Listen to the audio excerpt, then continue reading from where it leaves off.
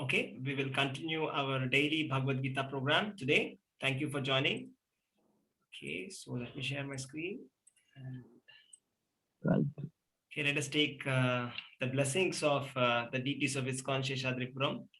So, Jagannath Baldev Subhadra Mai ki Jai, Sudarshan ki Jai, Nitai Chaitanya ki Jai, Parashuram Bhagwan ki Jai, Vaman Dev ki Jai, Panchatattva ki Jai.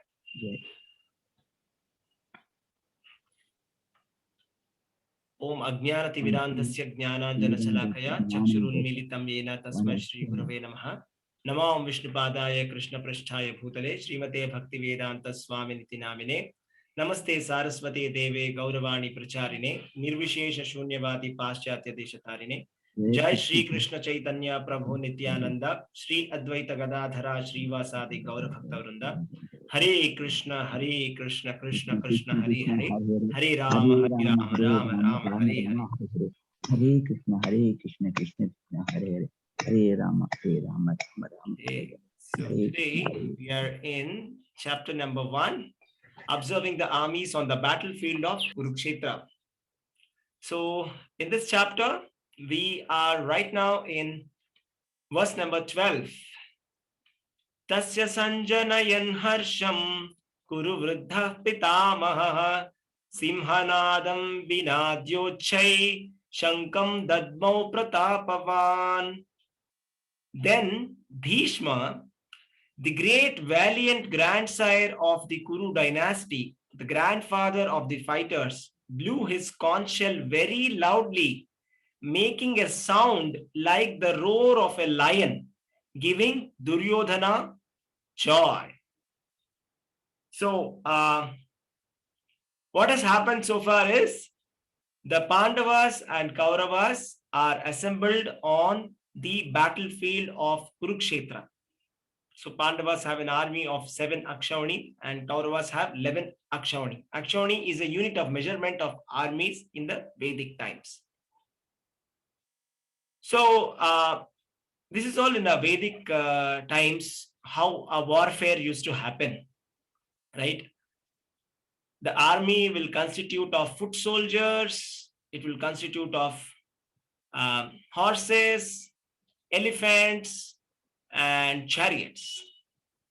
And there are different kinds of fighters which are graded as per how many people that they can fight.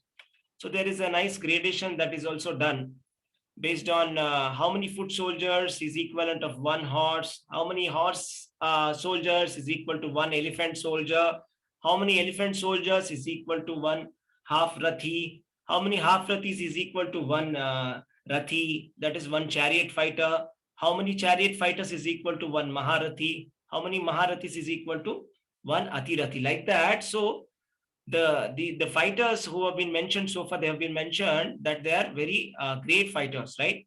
So what happens? So all these people are assembled there, very powerful fighters, right? And what has happened so far is, like, first it all started with the inquiry of Dhritarashtra to Sanjaya, his personal secretary, about what is going on. And Sanjaya tells that, Duryodhana, your son, has directly gone to Dronacharya and he has spoken thus.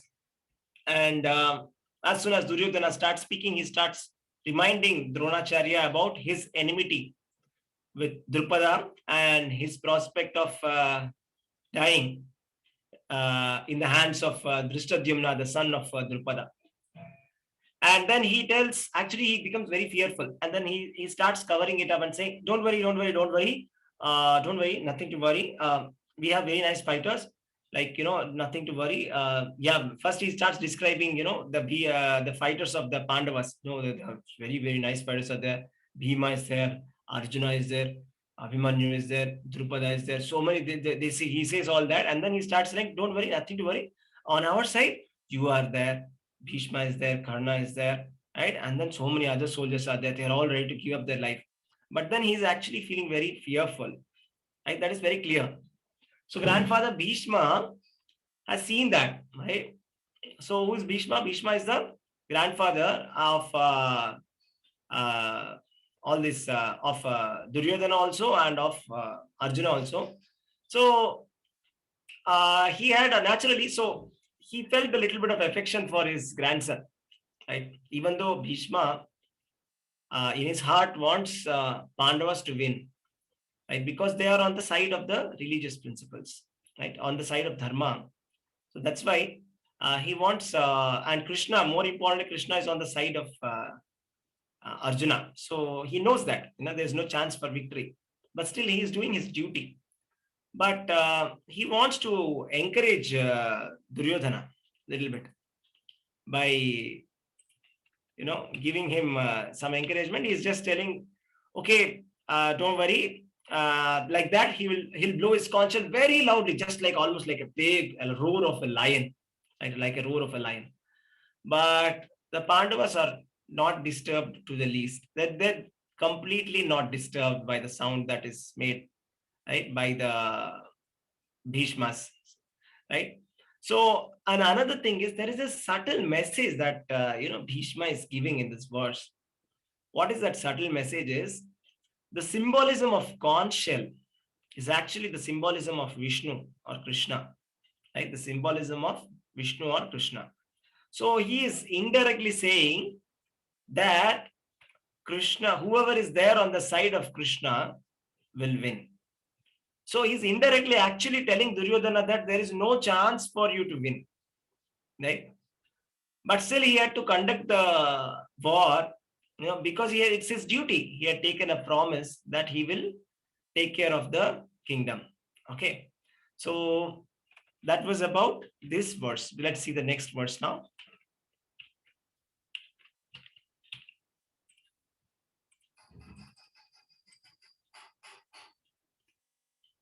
Tataḥ śaṅkhaś bheryaś paṇavānaka-gomukhāḥ sahasaivābhyahanyanta śabdas tumulo bhavat.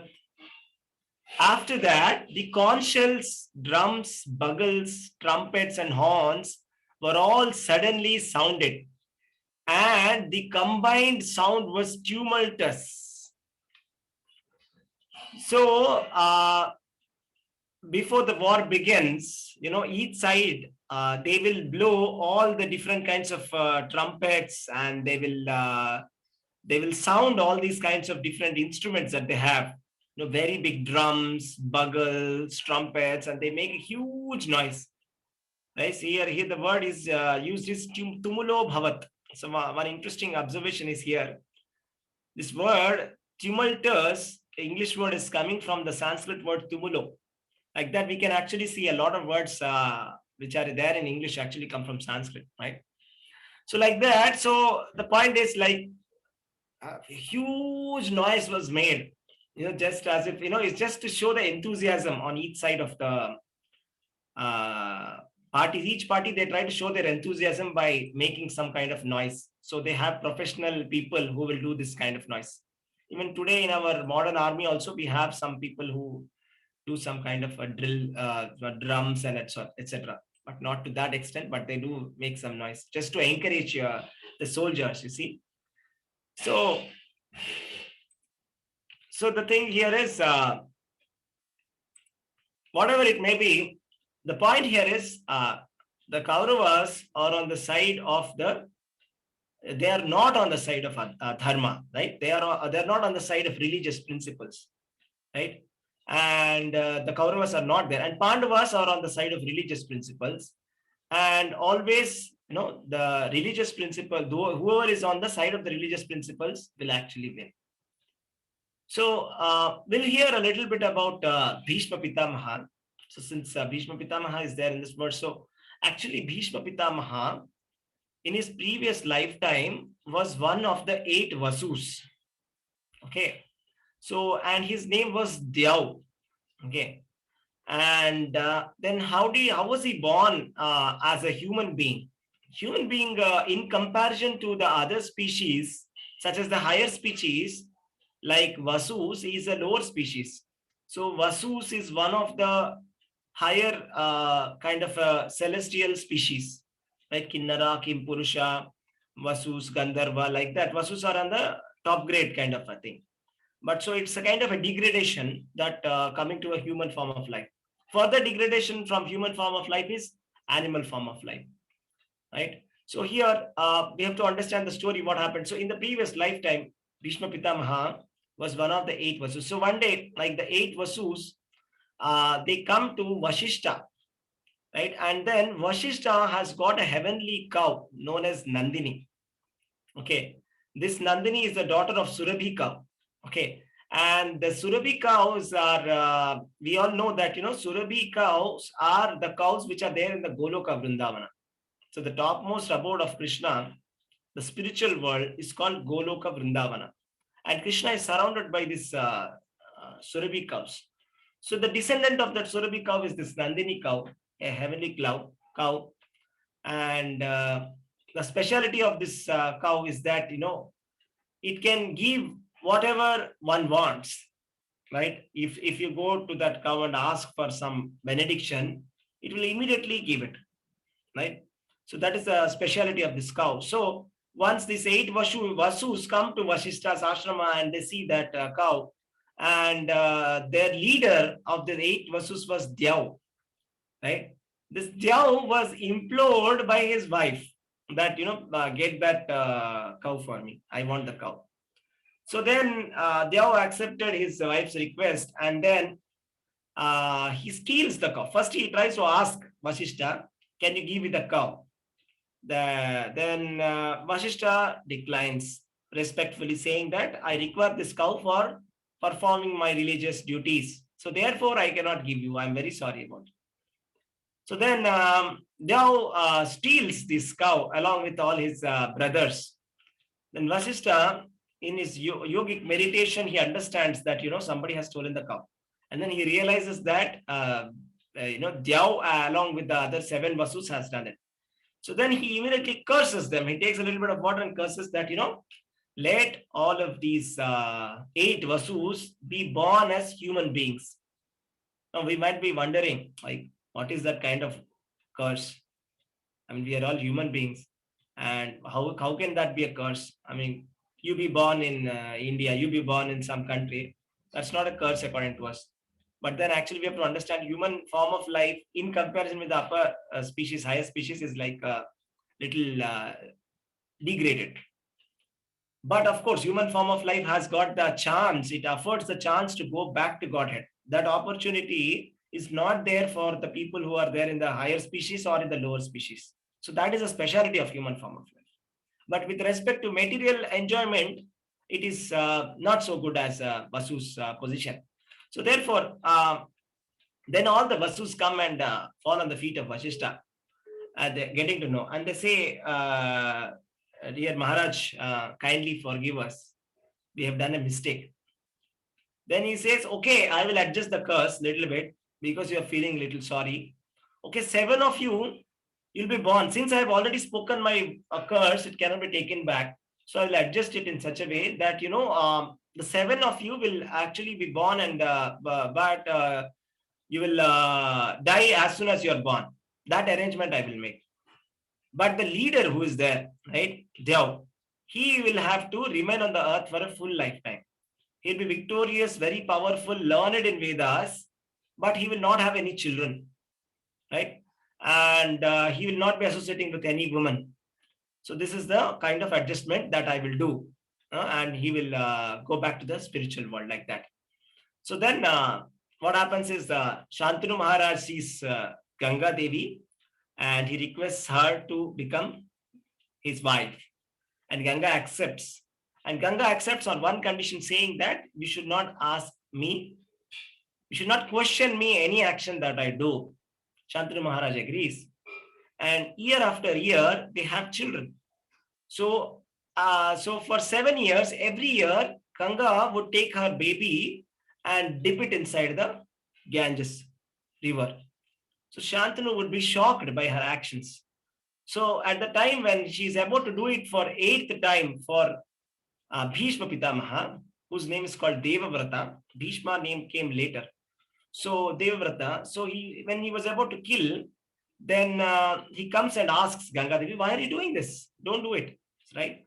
So then she says, I am actually not going to kill this baby because as per the curse, he is not going to die. Actually, these seven children are not children, but they are actually 7 Vasus. They have been cursed by Vasishtha. I'm following the instructions of Vasishtha, and now they have become Vasus. Only this person is going to stay, your son. I'm going to train him very nicely in the celestial worlds, and I'll send him back. So she gets him trained very nicely under Vasishtha, Parashurama, and all the great rishis. And a very great warrior, very learned in Vedas and warfare, is Bhīṣma pitāmahaḥ. Very perfect knowledge in religious principles. These are the qualities of Bhīṣma pitāmahaḥ. And above everything, Bhīṣma pitāmahaḥ was a great devotee of Lord Krishna. That is his main qualification. He's one of the Mahajanas, right? So that was about Bhīṣma pitāmahaḥ. So in conclusion, we have to understand that human form of life is very rare, and we can become perfect. We can attain perfection of human form of life. We must take advantage of this by chanting the names of Krishna and by performing devotional service. Okay, Hare Krishna. Thank you for joining. Hare Krishna, Prabhuji.